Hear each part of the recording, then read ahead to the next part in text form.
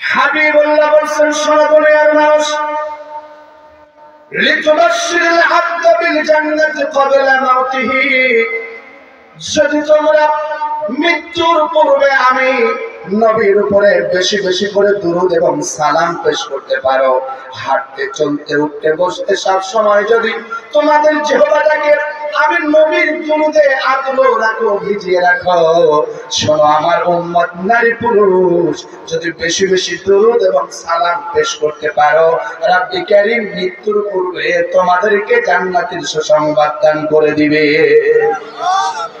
এখানে শেষ নাই, প্রমাণ পরিবাসী হাবিবুল্লাহ বলছেন, শোনো আমার উম্মতেরা, লিন্নাজাত মিন আহওয়ালি ইয়াউমাল কিয়ামা, যদি তোমরা সব সময় বেশি বেশি করে আমি নবীর উপরে দুরূদ এবং সালাম পেশ করতে পারো, কিয়ামতের কঠিন মুসিবতের সময় যখন নেতা তার কর্মীকে রেখে পালায়া যাবে, পীর সাহেব তার মুরিদদেরকে রেখে পালায়া যাবে, মা যখন সন্তানকে চিনবে না, সবাই যখন ইয়া নাফসি বলবে, আমার কি হবে আমার কি হবে, নবীজি বলছেন সেই চরম একাকিত্ব এবং মুসিবতের সময় বিশাল সূর্য যখন মাথার 1 বিঘা উপরে থাকবে, ওই বিশাল সূর্যের তাপের প্রখরতার কারণে মাথার মগজগুলা টকবক টকবক করে পড়তে থাকবে,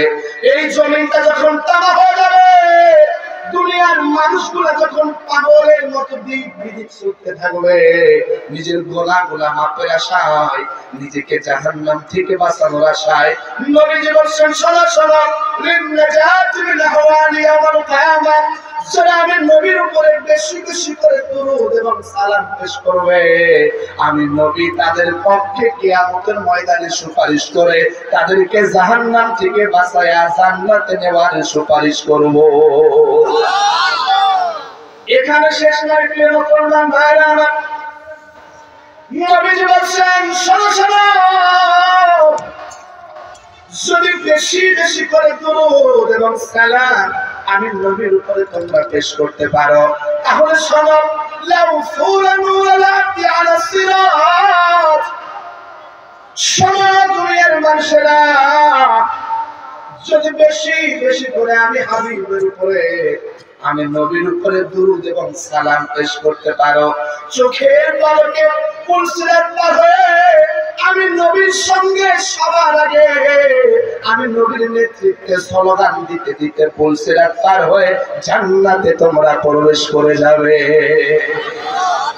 ভাবা যায়, যে নবীর উপরে দুরূদ এবং সালাম পেশ করলে মৃত্যুর পূর্বে জান্নাতের সুসংবাদ পাওয়া যায়, কিয়ামতের কঠিন কঠিন মুসিবতের সময় নাজাত পাওয়া যায়, যে নবীর উপরে দুরূদ এবং সালাম পেশ করলে সবার আগে নবীজির নেতৃত্বে জান্নাতে ঢোকা যায়। বলেন তো চূড়ান্ত কাটে এলাকাবাসী, সেই নবীর উপরে দুরূদ কি আমরা কম পড়বো না বেশি পড়বো? তাহলে সেই নবীর উপরে দুরূদ এবং সালাম পেশ করে সকলেই আওয়াজ দিয়ে বলছি, সাল্লাল্লাহু আলাইহি ওয়াসাল্লাম। মুহতারাম হাজিরিন, আমরা বেশি সময় ক্ষেপণ করব না, আপনাদের খেদমতে কোরআন কারীমের 6 নম্বর সূরা সূরাতুল আনআমের 82 নম্বর আয়াতে কারিমা তেলাওয়াত করেছি। হাদিসের নববী থেকে একখানা হাদিস তেলাওয়াত করেছি। যদি রব্বি কারীম আমি অধম গুনাহগারকে কিছু সময়ের জন্য হলেও সময় দেয়, আমি আপনাদেরকে কিছু সময়ের জন্য হলেও কোরআন এবং হাদিসের জগতে নিয়ে যাব, পড়ছি ইনশাআল্লাহ। আল্লাহ রাব্বুল আলামিন বলেন, সর্বদয়ার মানুষ, আল্লাযীনা আমানু ওয়া লাম ইয়ালবিসু ঈমানাহুম বিযুলম। আল্লাহু আকবার। রব্বি কারীম বলেন, আমার চাই বান্দা, আমার চাই বান্দি, আমি রব আল্লাহর উপর ঈমান এনেছে, ঈমান, আর সেই ঈমানকে তারা জুলুমের রঙে কলুষিত করে নাই। ঈমান আনার পরে কুফরি, শিরকি, নিফাক, হারামের দিকে ফিরে যায় নাই। ঈমান এনেছে এবং ঈমানের উপরে ইস্তেকামাত ছিল। শোনো দুনিয়ার মানুষ, উলাইকা লাহুমুল আম, আমরা ঘোষণা দিলাম ঈমান আনার পরে যারা আমি আল্লাহর উপরে ঈমান আনার পরে ঈমানের উপরে ইস্তেকামাত থাকতে পারবে আর জুলুম করবে না ঈমানের উপর, আমি আল্লাহ ওয়াদা দিলাম তাদেরকে দুনিয়া এবং আখিরাতে নিরাপত্তা দান করে দেব। নবী করিম বলেছেন হুম মুহতাদুন, শোনো দুনিয়ার মানুষ, ঈমান আনার পরে যারা ঈমানের উপরে ইস্তেকামাত থাকে তারাই প্রকৃতপক্ষে হিদায়াতের পথে আছে। সুবহানাল্লাহ। মুসলমান ঈমান আছে তো সব আছে, ঈমান নাই তো কিছু নাই।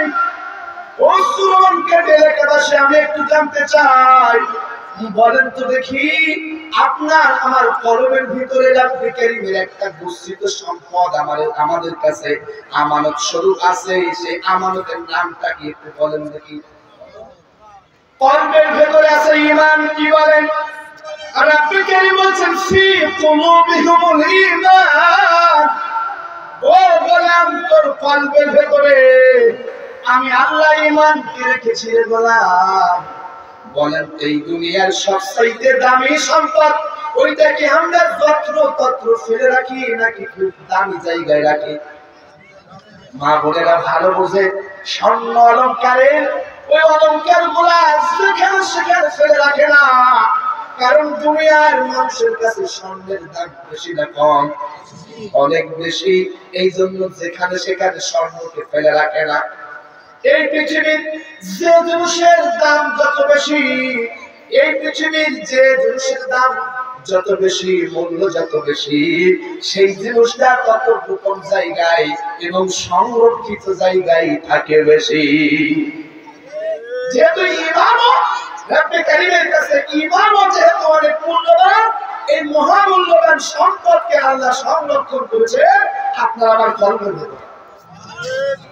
তাহলে এবারে যদি বুঝে থাকেন, বলেন তো দেখি আমাদের কাছে সবচাইতে দামি সম্পদের নাম কি? জোরে বলেন ঈমান। ঈমান। ও মুসলমান, যদি এখন আপনারে আমি বলি আপনারে গোটা পৃথিবীর সবচাইতে ক্ষমতাধর ব্যক্তি জো বাইডেন বানায় দেব, আপনার এই পৃথিবীর সবচাইতে ক্ষমতাধর ব্যক্তি কিম জং বানায় দেব, এই পৃথিবী আপনার আঙ্গুলের ইশারায় উঠবে এবং বসবে, বিনিময়ে আপনার ঈমান থেকে সরে আসতে হবে। রাজি আছেন? মানে যদি আপনাদেরকে বলা হয় যে আপনার কোথায় গোটা পৃথিবী উঠবে এবং বসবে, বিনিময়ে ঈমান থেকে সরতে হবে, রাজি আছেন?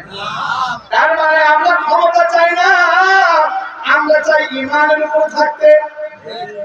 আপনার যদি এখন বলা হয় আপনার ইলন মাস্ক বানায় দেওয়া হবে, আপনার বিল গেটস বানায় দেওয়া হবে, এই পৃথিবীর সমস্ত অর্থবিত্তশালী ব্যক্তির চাইতে আপনার নাম্বার 1 অর্থশালী বানায় দেওয়া হবে, বিনিময়ে ঈমান থেকে সরে যেতে হবে। রাজি আছেন?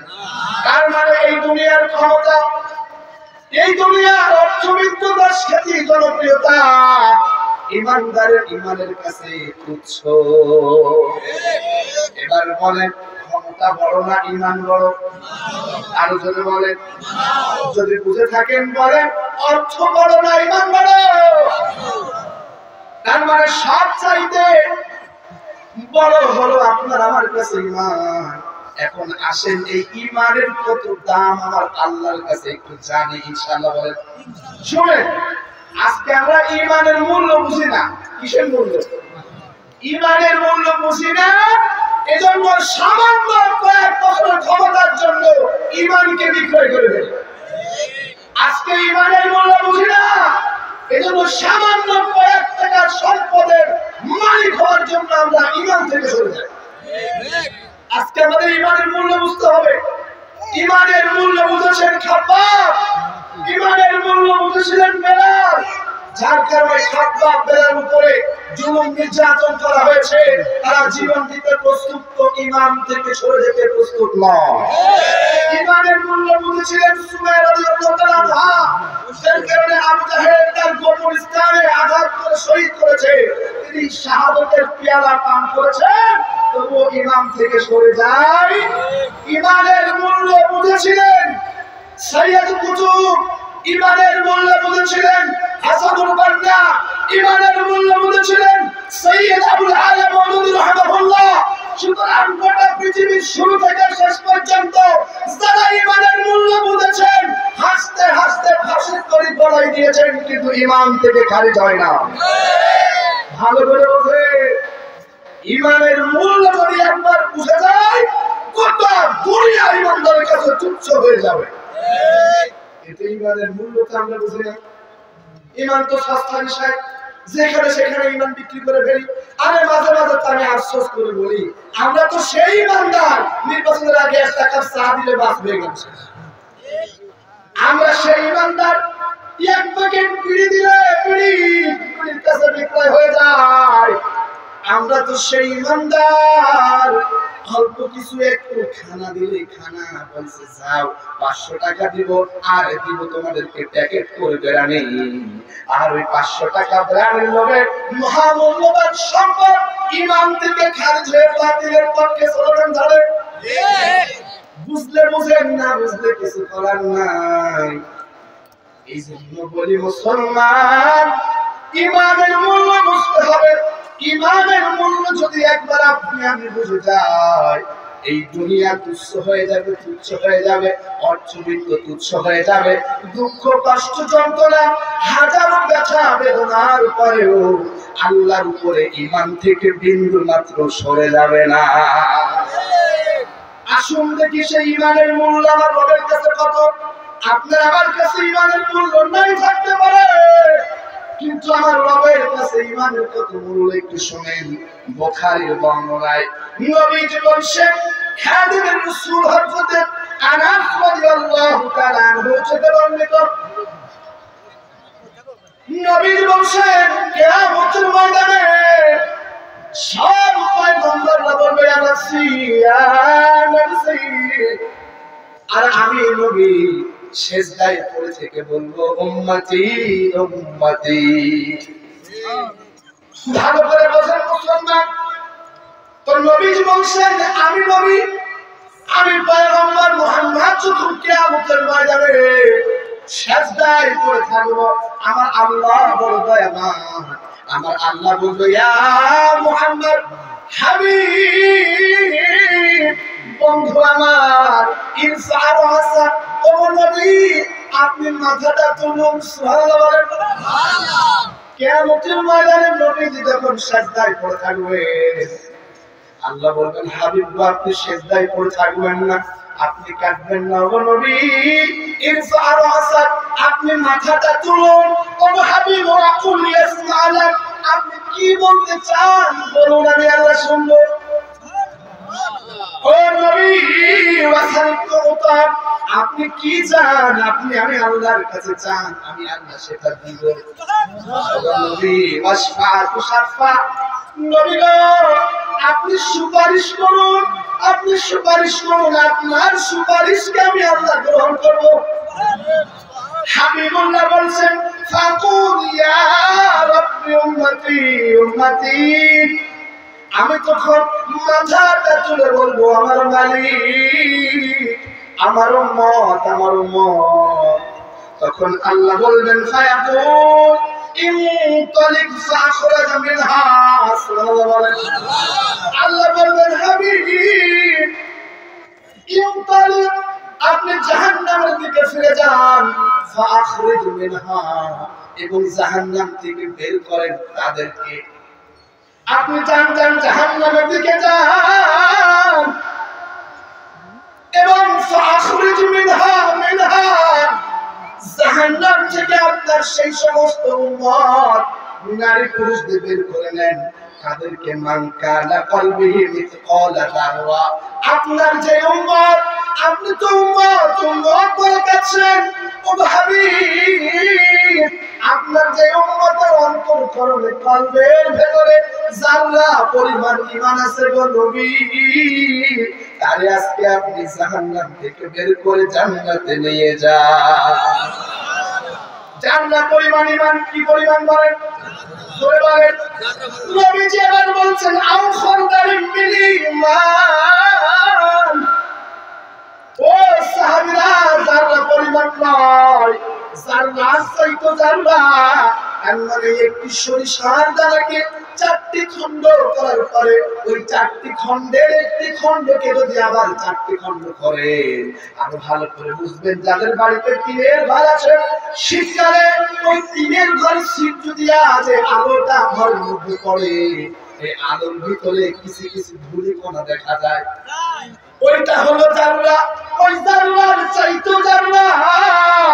আল্লাহ বলেন হাবিব, জান্নাত চাইতো জান্নাত পরিমাণ ঈমান আপনার যে উম্মতের কলবের ভিতরে আছে গো নবী, আজকে জাহান্নামের দিকে জান্নাত চাইতো জান্নাত পরিমাণ ঈমানওয়ালা আপনার উম্মত নারী পুরুষরে বের করে আপনি জান্নাতে নিয়ে যান। তোমার কাছে ঈমানের মূল্য নাই, কিন্তু তোমার রব, তোমার আল্লাহ জান্নাত পরিমাণ ঈমানের কারণে তোমার মাফ করে দিবে এবং জান্নাতে দিয়ে দিবে। আর সেই ঈমানরে তুমি যেখানে সেখানে, সেই ঈমানরে তুমি যেখানে সেখানে বিক্রয় করে ফেলো, ঠিক কিনা বলেন? ঈমানের কত দাম ভালো করে বোঝেন। হাবিবুল্লাহ বলছেন লা তাকুমুস সাআ হাত্তা ইয়াকুলু আল্লাহ আল্লাহ, লা তাকুমুস সাআ। ও হাবিব, আপনি আমার বান্দা বান্দীদেরকে জানায়া দেন, নবীজি বলছেন শোনো আমার উম্মতেরা, লা তাকুমুস সাআ, না না না, ততক্ষণ পর্যন্ত, ততদিন পর্যন্ত কিয়ামত হবে না, হাত্তা ইয়াকুলু আল্লাহ আল্লাহ, যতক্ষণ পর্যন্ত এই জমিনে একজন ঈমানদার বেঁচে থাকবে আর তার জবানে জিকির থাকবে আল্লাহ আল্লাহ, ততদিন পর্যন্ত এই জমিনকে আমি আল্লাহ ধ্বংস করব না। মানে কতদিন পর্যন্ত এই জমিনে একজন ঈমানদার বেঁচে থাকবে, এই জমিনে যতদিন একজন ঈমানদার নারী পুরুষ বেঁচে থাকবে, ততদিন পর্যন্ত এই জমিনকে আমার আল্লাহ ধ্বংস করবে না। ওই ঈমানদার বসে বসে তোমার ঈমানের কত দাম, তোমার জীবনের কত দাম, তোমার জীবনের কারণে তুমি কিভাবে ভালো থাকবা, কোন পদ্ধতি অবলম্বন করলে তোমার সুখ এবং শান্তি সমরে গোলাম তুমি বেঁচে থাকা পর্যন্ত এই জমিনে কিয়ামত হবে না। তার মানে এই জমিন বেঁচে আছে ঈমানদারের জীবনের বদলাতে। এই জন্য বলি, আমরা পড়েছি নাকি 18,000 মাখলুকাত, এটা হলো বিজ্ঞানীদের ধারণা। এই দুনিয়াতে এমন সৃষ্টি আছে যে সৃষ্টিকে খালি চোখে দেখা যায় না, বিশাল সমুদ্রের অতল গহ্বরের ভেতরে এমন ক্ষুদ্র ক্ষুদ্র প্রাণী আছে যে প্রাণীরা এখন বিজ্ঞানীরা আবিষ্কার করতে পারে নাই। এই জন্য বিজ্ঞানী ধারণা করে বলছেন 18,000 মাখলুকাত। মেনে নিলাম এই জমিনের 18,000 মাখলুকাত বেঁচে আছে ঈমানদারের জীবনের কারণে। ছোট থাকেন শোনো মুসলিম, তুমি যে খাবার খাও, তুমি যে দৈনিক 16 কেজি অক্সিজেন নিয়ে বেঁচে আছো, এটা তোমার নিজস্ব কোনো অবদান না। তুমি যে বেঁচে আছো, এখনো খাবার খাও, অক্সিজেন নাও, শহরে কাফের মুশরিক বেঈমান, এটা হলো ঈমানদারের জীবনের কারণে। এই জন্য মাঝে মাঝে বলি, কার মাধ্যমে সিদ্ধি খাইলা মোল্লা সিল্লানা, সুযোগ পাইলে মোল্লার বিরুদ্ধে কথা কও, সুযোগ পাইলে ঈমানদারের বিরুদ্ধে হামলা মামলা ঢুকায়া দাও, সুযোগ পাইলে জমিন থেকে সুযোগ পাইলে আরামদারকে ফাঁসির কাস্টে ঝুলে দাও। তুমি তো বেঈমান, বড় কৃতজ্ঞ, তুমি বেঁচে আছো সেই আলেমের জীবনের বদলাতে। তুমি বড় কৃতজ্ঞ, তুমি যাদের বিরুদ্ধে কথা বলো, যাদেরকে মামলা দাও, যাদেরকে ফাঁসি দিয়ে শহীদ করে দিচ্ছ, তাদের জীবনের বদলাতে আল্লাহ তোমারে বাঁচিয়ে রেখেছে। তাহলে বলেন, এই পৃথিবী যদি বুঝে থাকেন, বলেন এই পৃথিবী টিকে আছে কাদের জীবনের কারণে? ইমানদারের। কার? ইমানের মূল্য আপনাকে বুঝতে হবে। ইমানের মূল্য যদি না বুঝেন, যত্র ইমান হারিয়ে বসবেন। এই জন্য ইমানের মূল্য বুঝেন। আমার ভাইরা, ইমানদারের জীবন কত দাম নবীজি বলছেন,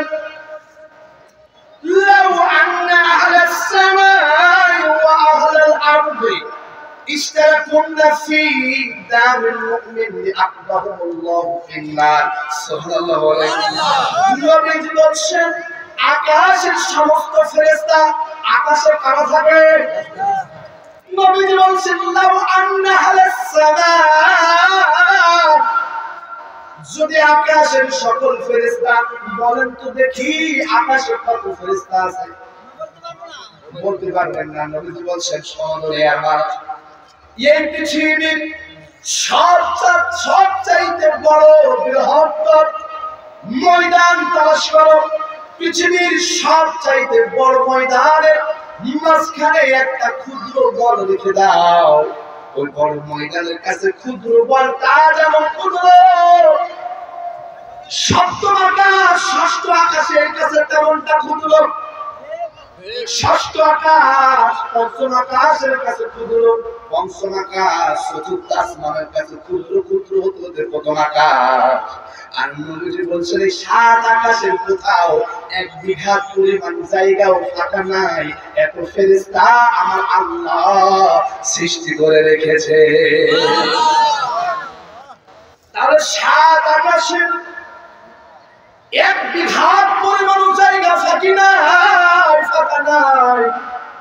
ওই সাত আসমানের ফেরেশতারা মিলে যদি, তার মানে সাত আসমানের ফেরেশতার ভিতরে কিন্তু ফেরেশতা জিবরাইল, মিকাইল, ইসরাফিল, মালাকুল মউত আছে নাকি নেই? তারাও আছে। তো নবীজি বলছেন, সবাই মিলে, জমিনের সমস্ত মাখলুকরা মিলে, একটি পিপীলিকাও পর্যন্ত জমিনের সবচাইতে বড় প্রাণী এবং সবচাইতে ক্ষুদ্র প্রাণী, জমিনের সমস্ত মাখলুক, আকাশের সমস্ত ফেরেশতারা মিলে যদি একজন ইমানদারের রক্তপাতের কারণ হয়, লিআকুবাহুমুল্লাহ, আল্লাহ রাব্বুল আলামিন আকাশের সব ফেরেশতা, জমিনের সমস্ত মাখলুক, ছোট বড় সবাইকে একসাথে প্যাকেট বানাইয়া, নবীজি বলছেন, একসাথে প্যাকেট বানাইয়া ফিন্নার, জাহান্নামে দিতেও দ্বিধা করবে না যদি তারা সবাই মিলে একজন ইমানদারকে কষ্ট দেয়। যদি আকাশের সব ফেরেশতারা মিলে, জমিনের সমস্ত মাখলুক মিলে যদি একজন ইমানদারের কষ্ট দেয়, নবীজি বলছেন, আকাশের ফেরেশতা জিবরাইল, মিকাইল, ইসরাফিল, সমস্ত ফেরেশতা জমিনের সব মাখলুককে একবারে ধরে প্যাকেট বানায়া জাহান্নামে নিক্ষেপ করতে আল্লাহ বিন্দু মাত্র দ্বিধা করবে না যদি একজন ইমানদারের কষ্ট দেয়। তার মানে ও ইমানদার, তুমি তোমার জীবনের মূল্য বোঝো। তোমার জীবনের দাম ফেরেশতা জিবরাইল, মিকাইল, ইসরাফিল, সমস্ত ফেরেশতা, সমস্ত মাখলুকের চাইতে তোমার জীবনের দাম তোমার আল্লাহর কাছে বেশি। নবীজি বলেছেন, কাবার চাইতেও বেশি। কাবা ধ্বংস হয়ে যায়, কাবা ধ্বংস হয়ে যাক, আল্লাহ বিন্দু মাত্র দ্বিধা করবে না। কিন্তু একজন ইমানদার কষ্ট পাইলে আল্লাহ তার চাইতে বেশি রেগে যান। মানে কাবার চাইতেও, আকাশের সব ফেরেশতা, জমিনের সমস্ত মাখলুকের চাইতেও আপনার আমার রব আল্লাহর কাছে একজন ইমানদার জীবনের দাম অনেক বেশি। আর এত মূল্যবান সম্পদ ইমানরা তুমি নবীর কাছে বেচো। তোমার কোনো বিবেক নাই, বিবেকহীন তুমি তোমার মূল্য না বুঝার কারণে তোমার এই অবস্থা। ইমানদারের জীবনের দাম কত ভালো করে বোঝেন। সূরা নিসার 93 নম্বর আয়াতে কারিমার ভিতরে আমার আল্লাহ কত সুন্দর করে বলছেন, ওয়া মাইয়াকুতুল মুমিনান মুতাআম্মিদান ফাজাযাউহু জাহান্নাম খালিদান ফিহা ওয়া গাদিবাল্লাহু আলাইহি ওয়া লা'নাহু ওয়া আ'আদ্দা লাহু আযাবান আযীমা। আল্লাহ বলছেন, অমাইয়াকুতুল মুমিনা মুতাআম্মিদা, যদি কেউ জুলুম করে, অন্যায় করে, ইচ্ছা করে আমার একজন ঈমানদার বান্দাকে হত্যা করে, ভালো করে বুঝেন, যদি কেউ জুলুম করে, অন্যায় করে, ইচ্ছাকৃত ভাবে আল্লাহর কোন ঈমানদার বান্দা এবং বান্দিকে কি করে, হত্যা করে, আল্লাহ বলছেন সাজাযাউহু জাহান্নাম, আমি আল্লাহ তারে জাহান্নামে দেব। এই জাহান্নামে দিয়া শেষ করব না, জীবন যেহেতু আমার ঈমানদার বান্দা বান্দী খালিদান ফিহা, তারে আমি আল্লাহ জাহান্নামে স্থায়ী করব। জাহান্নামে শুধু স্থায়ী করে শেষ করব না, জীবন যেহেতু ঈমানদারের অবাদবাল্লাহু আলাইহি, আমি আল্লাহ তার উপরে বড্ড রেগে যাই, রেগে দিয়া শেষ নয়, জীবন যেহেতু আমার ঈমানদার বান্দা বান্দির ওয়ালানাহু, আমি আল্লাহ তার উপরে অভিশাপ দিয়ে শেষ করি না, জীবন যেহেতু আমার ঈমানদার বান্দা বান্দির ওয়া আ'আদ্দা লাহু আযাবান আযীমা, তার ভাবনার বাইরে, তার কল্পনার বাইরে তার জন্য আমি মহা আযাব আমি আল্লাহ রেডি করে রেখেছি। এবার ভালো করে বলেন, যদি কেউ জুলুম করে, ইচ্ছা করে, এই অন্যায় ভাবে, ইচ্ছাকৃত ভাবে একজন ঈমানদার বান্দা বান্দীকে হত্যা করে, আল্লাহ বলছেন তারে জাহান্নামে দেব। এখানে শেষ নয়, জীবন যেহেতু ঈমানদারের, আমি আল্লাহ তারে জাহান্নামে স্থায়ী করব। এখানে শেষ নয়, জীবন যেহেতু আমার ঈমানদারের, আমি আল্লাহ তার উপরে রেগে যাই, রেগে গিয়া শেষ নয়, জীবন যেহেতু ঈমানদারের, আমি আল্লাহ তারে লানত দিই, অভিশাপ দিই। এই অভিশাপ দিয়া শেষ করি না, জীবন যেহেতু ঈমানদারের, আমি আল্লাহ তার জন্য কঠিন কঠিন আযাব রেখে দিয়েছি, কারণ জীবন হলো ঈমানদারের। সুতরাং ভালো করে বুঝবেন, আল্লাহর জমিনে আল্লাহর দ্বীন কায়েম করতে চাওয়া এটা কি অন্যায় না হক? বলেন, আল্লাহর জমিনে আল্লাহর দ্বীন কায়েম করা এটা কি হক না অন্যায়? বাংলাদেশের সংবিধান হবে, কনস্টিটিউশন, শাসনতন্ত্র হবে আল-কোরআন, এই কথা বলা এটা কি হক না অন্যায়? এই হক করা অপরাধে আজকে এদেরকে পাখির মতো গোটা দুনিয়ায় শহীদ করে দেওয়া হচ্ছে। আজকে যেই বাংলার যেই মুফাসসির দীর্ঘ 50টা বছর বাংলার অলিতে গলিতে কোরআন থেকে তাফসীর করেছে, 13টা বছর জেল খাটায় যারা অন্যায় করে অপচিকিৎসা দিয়ে শহীদ করেছে, আমার আল্লাহর গজব তাদের উপরে। ইমানদার কি যারা কষ্ট দেয়, তার উপরে আল্লাহ লানত দেয়। বুঝতে পেরেছেন না? তুমি যদি আল্লাহর লানত প্রাপ্ত হতে চাও, তুমি যদি আল্লাহর গজব প্রাপ্ত হতে চাও, তুমি যাও, তুমি মরো, আমার ওয়াজে তোমার কাজ হবে না, শয়তানি মারবে নাকি বলে? এখন আমরা হাত তুলে দেন, ইমানের সাথে কেটে মরতে চান? মুসলমান ভালো করে নবীজি বলছেন, মান হাব্বা ইউজাহজাহা আনিন নার ওয়া ইউদখিলুল জান্নাহ, আমার যে উম্মত নারী পুরুষ জাহান্নাম থেকে বাঁচতে পছন্দ করে, জান্নাতে যেতে পছন্দ করে, আমি জানতে চাই আপনারা কি জান্নাতে যেতে চান? জানতো নাকি? যেতে চান? নবীজি বলছেন, আমার যে ঈমানদার বান্দা বান্দি, আমার যে ঈমানদার উম্মত কি জান্নাতে যেতে পছন্দ করে, জাহান্নাম থেকে বাঁচতে চাই, শুনেন কি করতে হবে?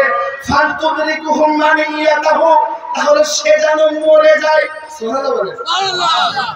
আমার যে উম্মত নারী পুরুষ যদি জান্নাতে যেতে পছন্দ করে জাহান্নাম থেকে বাঁচতে চায় সে যেন মরে যায় ওয়া হুয়া ইউমিন বিল্লাহি ওয়াল ইয়াউমিল আখির আল্লাহর উপরে ঈমান আখিরাতের উপরে ঈমান রাখা অবস্থায় ঈমানের হালতে যেন মরে যায়।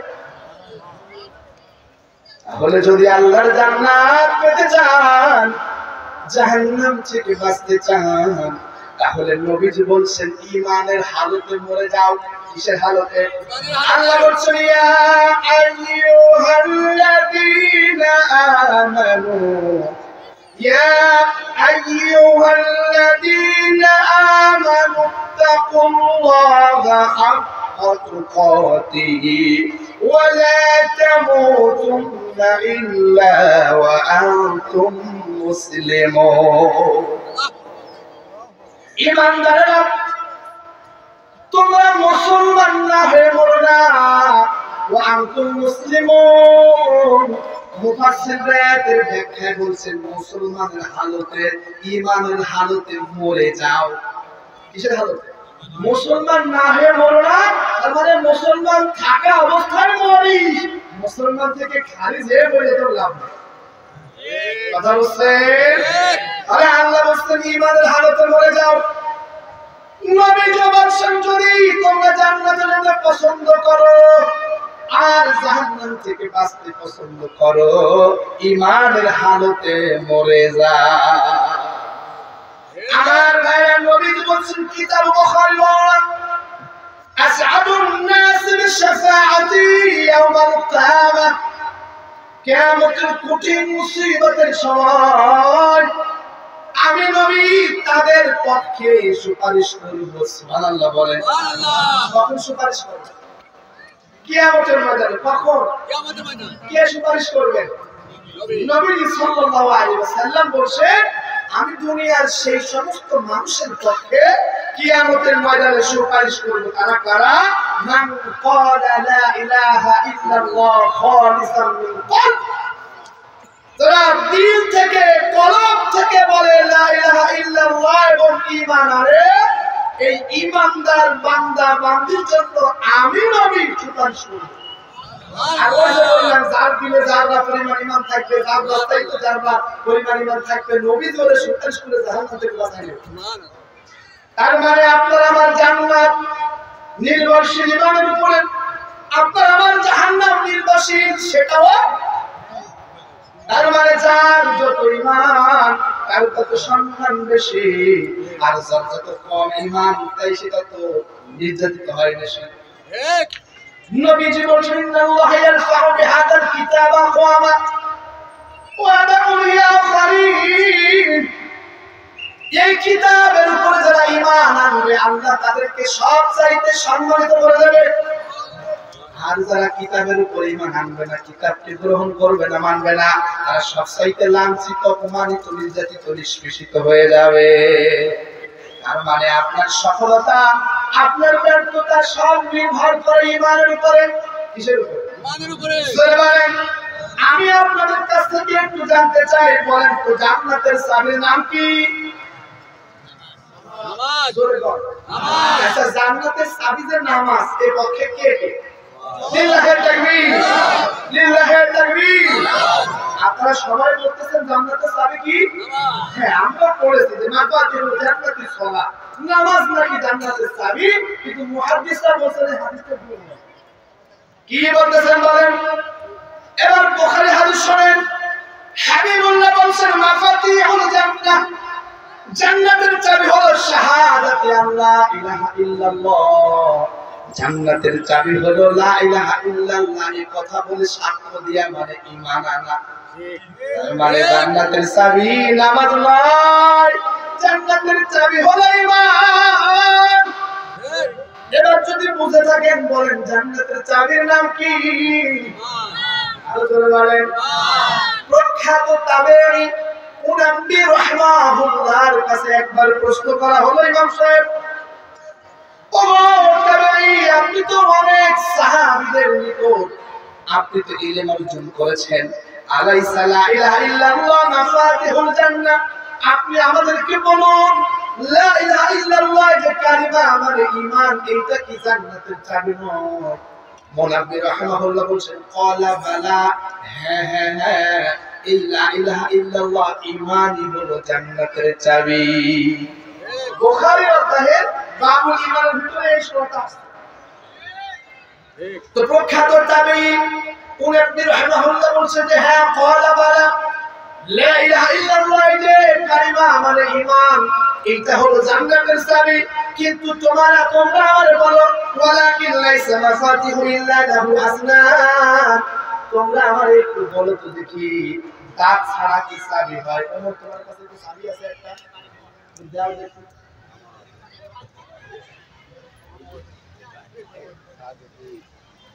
এর নাম কি বলেন? জোরে বলেন। এই যে চাবির একটা লোহার অংশ সোজা, এই একটা দাঁত, এই একটা দাঁত, এই একটা দাঁত আছে কিনা?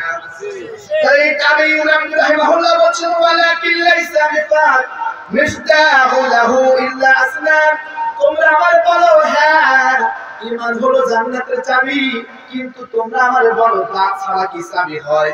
এখন আপনারা কোন দাঁত ছাড়া কি চাবি হয়? না। নয়বার তাবেঈ বলেন শোনো, ফাইন জিতা বিমাফাতিহিল ওয়াসনান ফুতিহালা, যে চাবির দাঁত রয়েছে সে চাবি দিয়ে তালা খুলবে। আর শোনো ওয়াইল্লাম ইফতাহুলা, যে চাবির দাঁত নাই সে চাবি দিয়ে তালা খুলবে। তার মানে তিনি বলছেন ঈমান হলো জান্নাতের চাবি, আর এই দাঁতটার নাম হলো নামাজ, রোজা, হজ, যাকাত, ইসলামী আন্দোলন, দান, সাদকা। তার মানে ঈমান হলো এই চাবি, আর এই চাবির দাঁত হলো নামাজ, রোজা, হজ, যাকাত, দান, সাদকা। এখন বলেন এই যে মোটা লোহার অংশ নেই, দাঁত আছে অনেক, আপনার বলেন তো ওই দাঁত দিয়ে কি তালা খুলবে না তালার মধ্যে ঢুকে যাবে না? ওই যে আমার এক উস্তাদ বলতেন যে সুবহানাল্লাহ একবার বললে জান্নাতে একটা গাছ লাগানো হয়। সুবহানাল্লাহ বলেন। সুবহানাল্লাহ বলেছেন জান্নাতে অসংখ্য অসংখ্য গাছ, কিন্তু ঈমান নেই, ও গাছ লাগায়ও লাভ হলো কি? জোরে বলেন। উনি মাঝে মাঝে রহস্য করে বলতেন এটা তাহলে মার গাছ কবে ঢুকতে পারলি না আমার জীবন খরচ লাগাবি গাছ লাগালাম দোষণ। তোমার ঈমান নেই, তুমি নামাজ পড়ে কপাল কালো করে ফেলেছো, তোমার তো ঈমান নেই, তুমি তো বেঈমান হয়ে গিয়েছো। তুমি রোজা রাখো, হজ করতেছো, ওমরা করো, ঘরে ঘরে, তোমার তো ঈমান নাই, অসংখ্য দাঁত আছে, ঈমানহীন আমলের কোনো দাম কি আমার আল্লাহর কাছে আছে? আল্লাহ বলছেন ওয়ামান ইয়াকফুর বিল ঈমান ফাকাদ হাবিতা আমালুহু ওয়া হুয়া ফিল আখিরাতি মিনাল খাসিরিন। আল্লাহ বলছেন ওয়ামান ইয়াকফুর বিল ঈমান, ঈমান আনার পরে যারা আবার শিরকের দিকে চলে যায়, কুফরের দিকে চলে যায়, ঈমান আনার পরে মুনাফিকের দিকে চলে যায়, ঈমান আনার পরে হারামের দিকে চলে যায়, ঈমান আনার পরে ঈমানহীনতার দিকে চলে যায়, নামাজ পড়ুক, রোজা রাখুক, বারবার উমরা করুক, এমনকি উমরা করতে করতে মরে যায়। বুঝেছেন? আল্লাহ বলেন ফাকাদ হাবিতা আমালুহু, আল্লাহর নামাজ, রোজা, হজ, যাকাত, দান, সাদকা, ইসলামী আন্দোলন, জিহাদ সব আল্লাহ দুনিয়াতেই নষ্ট করে দিবে। তার মানে ঈমানহীন আমলের কোনো দাম আল্লাহর কাছে নাই। ওই চাবির লোহাহীন দাঁতের যেমন কোনো দাম নাই, ঠিক তেমনি ঈমানহীন আমলের কোনো দাম আমার আল্লাহর কাছে নাই। আমার ভাইরা, আল্লাহ বলছেন ওয়া হুয়া ফিল আখিরাতি মিনাল খাসিরিন।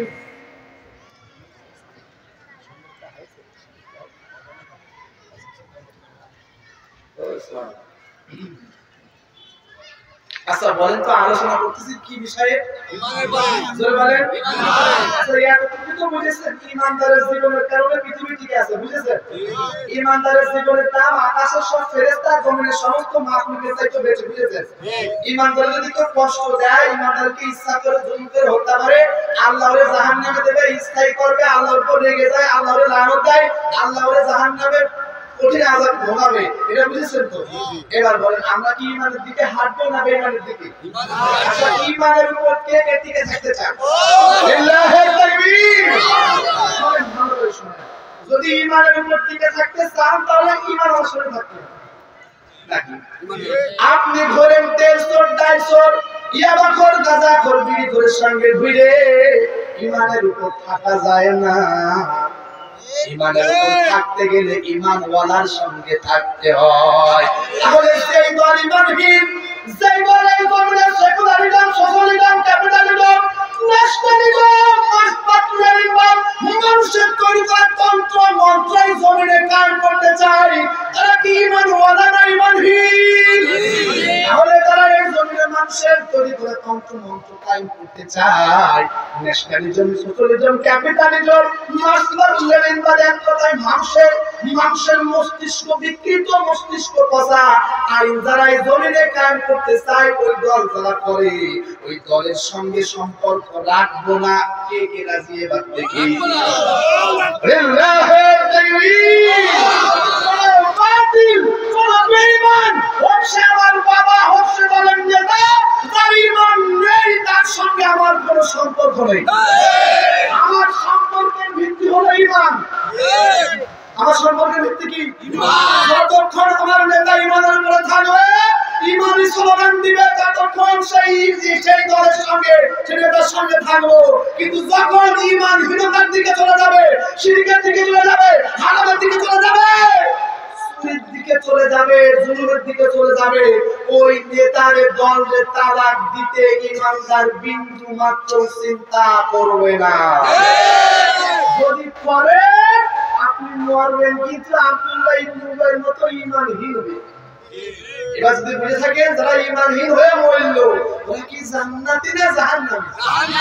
আল্লাহ বলেন ইন্নাহু মান ইউশরিক বিল্লাহি ফাকাদ হারামাল্লাহু আলাইহিল জান্নাহ ওয়া মা'ওয়াহুন নার ওয়া মা লিয-যালিমিনা মিন আনসার। আল্লাহ বলেন নিশ্চয় যারা ঈমানহীন, শিরক করেছে, কুফরি করেছে, ঈমান থেকে খারিজ হয়ে গিয়েছে, ঈমান আনার পরে আবার ঈমানহীনতার দিকে ছুটে গিয়েছে, ফাকাদ হারামাল্লাহু আলাইহিল জান্নাহ। বলেন তো জান্নাতের মালিক কে? এই জান্নাতের মালিক আল্লাহ বলছে, তোর উপরে আমি জান্নাতকে হারাম করেছি। তো আল্লাহ যার উপরে জান্নাত হারাম করে, তাহলে কি দুনিয়ার মানুষ এক হয়ে জান্নাত দিতে পারবে? না।